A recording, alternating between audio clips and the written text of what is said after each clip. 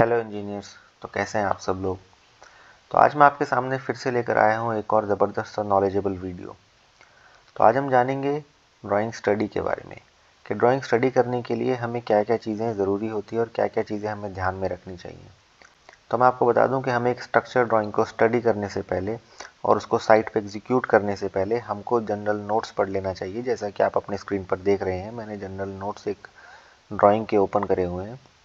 तो इनको हमें सबसे पहले पढ़ लेना चाहिए और इन्हीं पॉइंट्स को हमें पूरे स्ट्रक्चर तक ध्यान में रख के ही काम करना चाहिए। तो चलिए शुरू करते हैं। यहाँ पे सबसे पहला पॉइंट है कि read this drawing in conjunction with relevant architectural drawings. Any discrepancy if found shall be brought to the notice of consultant. कि इस ड्राइंग को हमें जब भी स्टडी करना है आर्किटेक्चरल ड्राइंग्स को साथ में रखकर ही, उनका ध्यान में रखकर ही हमें इसको स्टडी करना है। और अगर हमें कोई भी मिस्टेक इसमें मिलती है या कोई मिसप्रिंट हमें मिलता है, किसी भी तरह की मिस्टेक हमें मिलती है, तो हमें सबसे पहले आर्किटेक्ट या कंसल्ट को ही इन्फॉर्म करना है और उस मिस्टेक को ठीक कराने के बाद ही हमें फिर साइट पर उसके अकॉर्डिंग काम कराना है। सेकंड पॉइंट आता है all dimensions are in feet inches unless otherwise specified.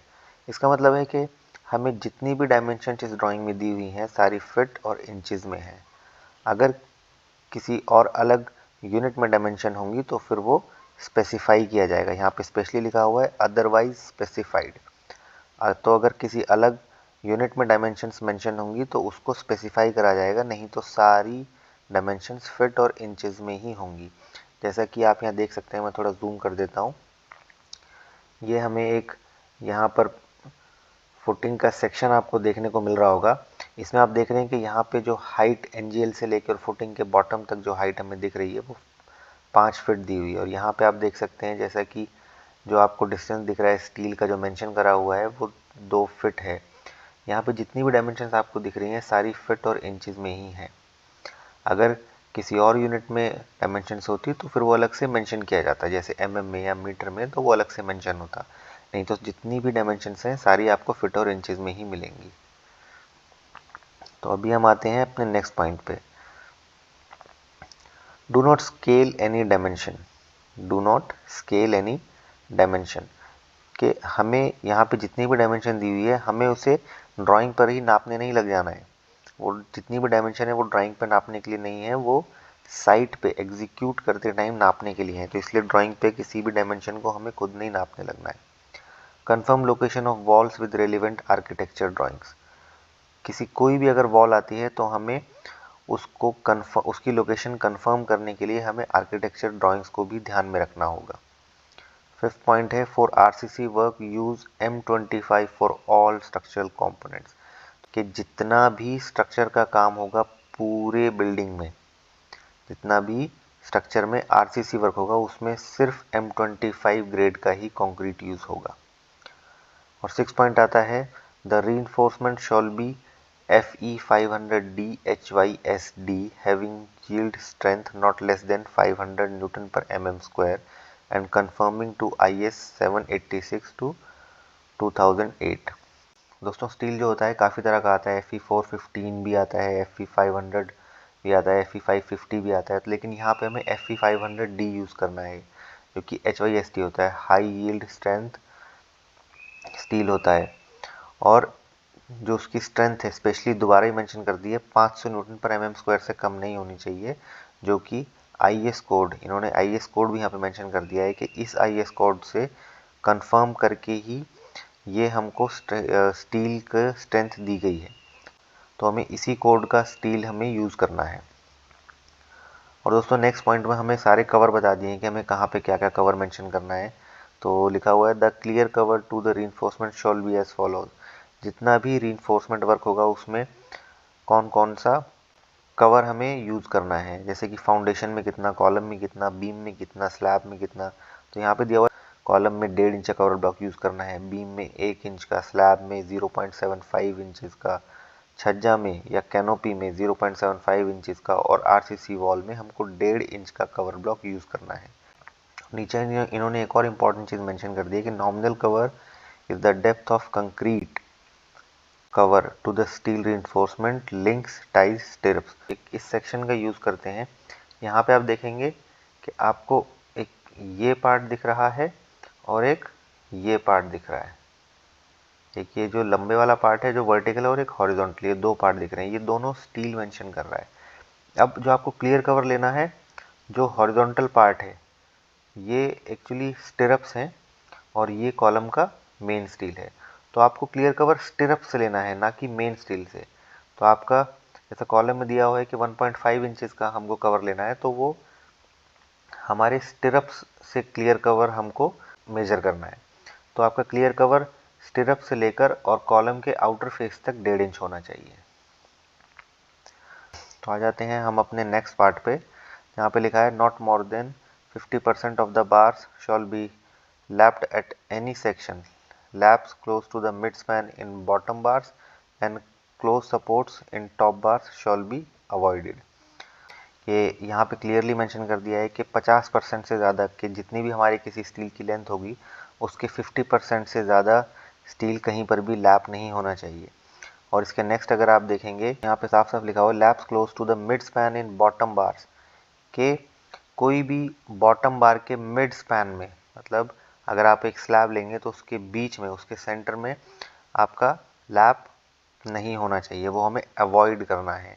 और close to support in the top bar, और टॉप बार में जहाँ पे सपोर्ट होगा जैसे कि कॉलम के पास या बीम के पास, हमें वहाँ पर टॉप बार में लैप अवॉइड करना है। और 9th पॉइंट में हमें बता दिया है कि जो टॉप बार्स होंगी वो डॉटेड से मार्क हैं और जो बॉटम बार्स हैं वो डार्क लाइन से मार्क हैं।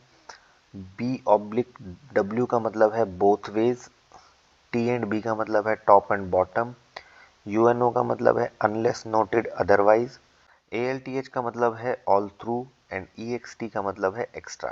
तो ये सारी चीज़ें हमको ध्यान रखनी है हम जब भी ड्राइंग को स्टडी करेंगे। नेक्स्ट पॉइंट में हमें बताया गया है कि जितनी भी फुटिंग्स हैं सारी फुटिंग्स क्या है कि कॉलम के सेंटर लाइन के हिसाब से प्लेस करी गई हैं। तो अगर आप साइड पे लेआउट करते हैं और आपकी फुटिंग जो है सेंटर लाइन से हटके आती है, कॉलम सेंटर लाइन पे नहीं आता है, तो इसका मतलब आपका लेआउट ठीक नहीं है। नेक्स्ट पॉइंट में हमें बता दिया गया है कि जितनी भी फाउंडेशंस आएंगी उनकी डेप्थ NGL से, नेचुरल ग्राउंड लेवल से 1.5 मीटर है। तो 1.5 मीटर से कम किसी की भी हाइट नहीं होगी। और दोस्तों नेक्स्ट पॉइंट पे आ जाते हैं। अभी नेक्स्ट पॉइंट पे हमें फिर से बता दिया गया है कि जितनी भी डायमेंशंस हम यहाँ पे चेक करेंगे उनको साथ साथ हमें आर्किटेक्चरल ड्राइंग से भी चेक करना है। और अगर हमें कोई गलती मिलती है, कोई मिस्टेक मिलती है, तो हमें आर्किटेक्ट या फिर कंसल्टेंट को इन्फॉर्म करना है और फिर वहाँ से हमें उसको ठीक कराना है, फिर हमें एग्जीक्यूट करना है। और दोस्तों ये 14 पॉइंट एक बहुत इंपॉर्टेंट पॉइंट है कि जो जब भी हम क्या है कि स्टिरप्स लगेंगे बीम में, तो जो पहला स्टिरप आएगा वो कॉलम से 50 mm के डिस्टेंस पर होगा। 15th पॉइंट पर अभी हम आ जाते हैं। Provide distribution steel over extra top bars is 8/200 centre to centre. दोस्तों ये जो C/C लिखा है इसका मतलब होता है सेंटर टू सेंटर, और जो 8/200 लिखा है इसका मतलब है कि 8 डाया का स्टील लगेगा 200 सेंटर टू सेंटर पे। 200 का मतलब होता है 8 इंचेस। तो अगर इस तरीके से आपको कोई फिगर मिलती है उसमें शो करा हुआ है 8/200, तो उसका मतलब होगा कि 8 डाया का स्टील और 200 centre to centre.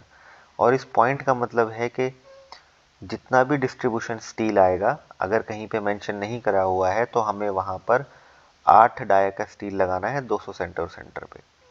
16th point में हमें मेंशन करा हुआ है कि जितनी भी, जहाँ पर भी सॉइल लूज होगी, all loose pockets of soil below foundation shall be filled with PCC 1:4:8। और दोस्तों इसमें मेंशन करा हुआ है कि जितना भी हमारा लूज सॉइल होगा फाउंडेशन के नीचे, वहाँ पे हमें PCC करनी है। PCC करनी है, इसका रेशियो होगा 1:4:8। अगर आप जानना चाहते हैं कि ये रेशियो क्या है तो इसके बारे में मैंने एक वीडियो बना रखी है कि आपको कि इसका मतलब क्या है और इसमें कैसे आप अलग अलग सीमेंट, सैंड और एग्रीगेट की क्वांटिटी निकाल सकते हैं। उसका लिंक मैं डिस्क्रिप्शन में डाल दूंगा, आप वहां से जाके वो वीडियो देख सकते हैं और जान सकते हैं कि कैसे हमें सीमेंट, सैंड और एग्रीगेट की क्वांटिटी अलग अलग निकालनी है। दोस्तों 17 पॉइंट में बताया गया है कि इस बिल्डिंग को डिज़ाइन करा गया है कि ये ड्राइंग जिस बिल्डिंग के लिए बनी है उस बिल्डिंग को डिज़ाइन किया गया है S+G+3 फ्लोर्स के लिए, यानी कि स्टिल्ट प्लस ग्राउंड प्लस 3। टोटल आप देखेंगे तो ये 5 फ्लोर हो गए हैं, जिसमें एक फ्लोर आएगा स्टिल्ट का, फिर एक ग्राउंड और फिर first second and third floor. Totally 5 floor हो गए हैं। 18 पॉइंट बहुत इंपॉर्टेंट है, इसमें मेंशन करा गया है कि जितना भी आप लैप लेंगे, लैप लेंथ जितनी भी होगी वो 50 डाया होगी। जहाँ पे ये जो साइन होता है इसका मतलब होता है डाया। जैसे कि अगर आप 10 का स्टील लगा रहे हो उसमें आपको लैप देना है तो यहाँ पे आपका 50D हो जाएगा, यानी कि 50 इंटू 10। तो जो लैप लेंथ आएगी वो आपकी आएगी 500 mm। तो दोस्तों ये हमारे कुछ जनरल नोट्स थे जो कि हमको ड्राइंग को स्टडी करने से पहले ध्यान में रखने चाहिए, एग्जीक्यूट करने से पहले हमें ध्यान में रखने चाहिए।